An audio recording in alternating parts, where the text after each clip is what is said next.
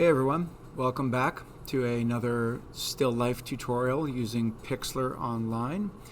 So in this video tutorial I'm going to show you a little bit of how I'm going to try to do some of the details and the texture of the apple. So let me turn on my blending layer. So I went from a grid and I tried to capture as much of the value changes going on in those grid squares. And here's the grid, so you can just see that, and you can see my references there. And then here's the blending with a little bit of a start on some of the textural attempts. So I'll just go ahead and kind of walk you through some of the stuff that I'm doing here. So my goal is that I want it to look like a painted apple. I don't want it to look super smooth, and I don't want it to look like a photograph. I want it to look more like an oil painting than anything else. So to give it that kind of chunky painted look, I think I'm going to switch my brush. I'm going to switch to a square brush, and I'm going to go ahead and add some softness to the edge of the brush, something like that. Okay.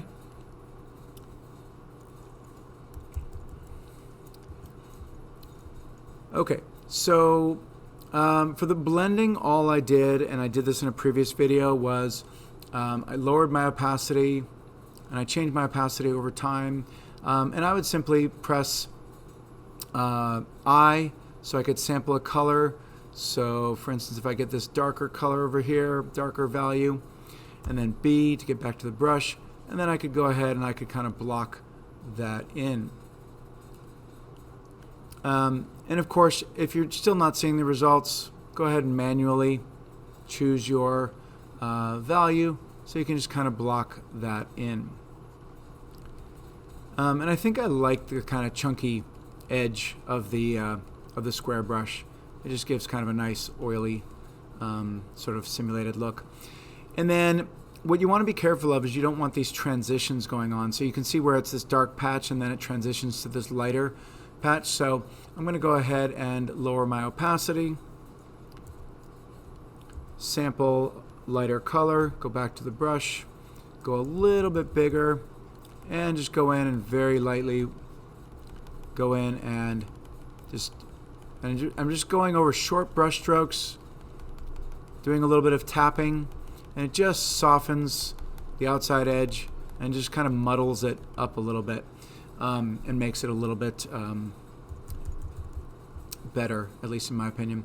Okay, so textures. So for things like the tops here, where you kind of get these little lines and sort of stripy patterns here, really small brush, and then I'd go higher in opacity, closer towards 100.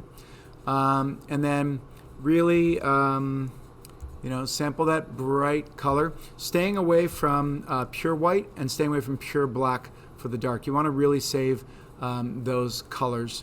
So I'm just going to kind of go over here and just a little smaller.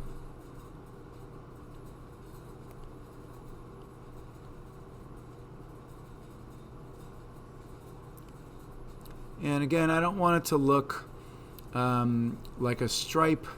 It will look like that at first. But I want just that little bit of that highlight, right? And then I'm going to go ahead and soften it. Like right now it looks terrible.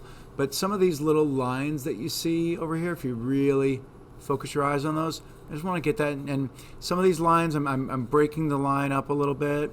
You can kind of see, kind of dot it a little bit, but just some of those details of those lines going in there. Some back here, like that. Okay, so I'm just going to do that for now.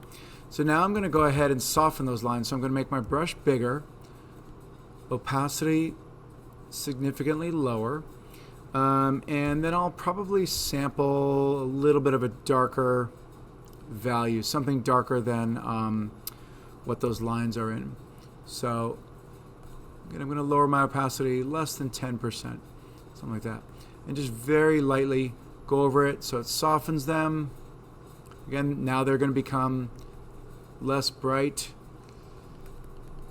And again, the more you go over it, the softer they're going to become. So just have a little bit of patience. And I'll change my brush size a little bit. Maybe for a little variety, I'll soften the edge a little bit more. Again, I can sample from the original photograph over here.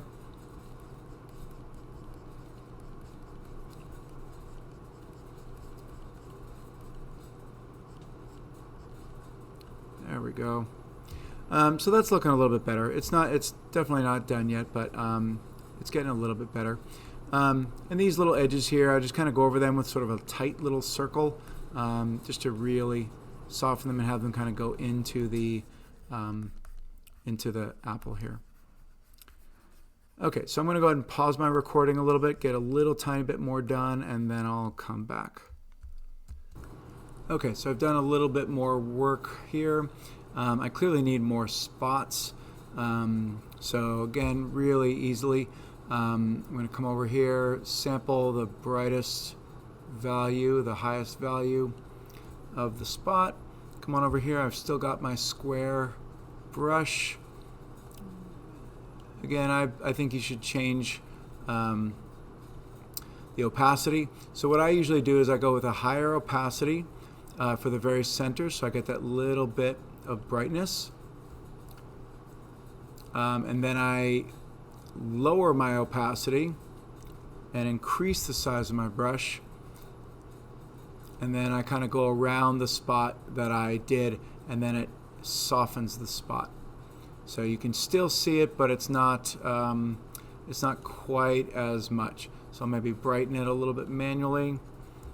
Again, go back in there, increase my opacity a little bit, just go a little brighter in the center there, and then to soften it, repeat, lower the opacity, go a little bit larger, maybe a little bit darker value, and then there you go. Okay, so I hope this helps you out. I hope everything's going well for you. And I will continue this, and in the next video, which will probably be my last video for this project, I'm going to go ahead and I'm going to clean up the edges because they have been needing it for quite some time. And then I'm going to get into adding in the color layer so you can go ahead and start adding in some nice color back to your object if you want. All right. Thank you very much, everyone, and I wish you luck. And I will see you next time. Thanks.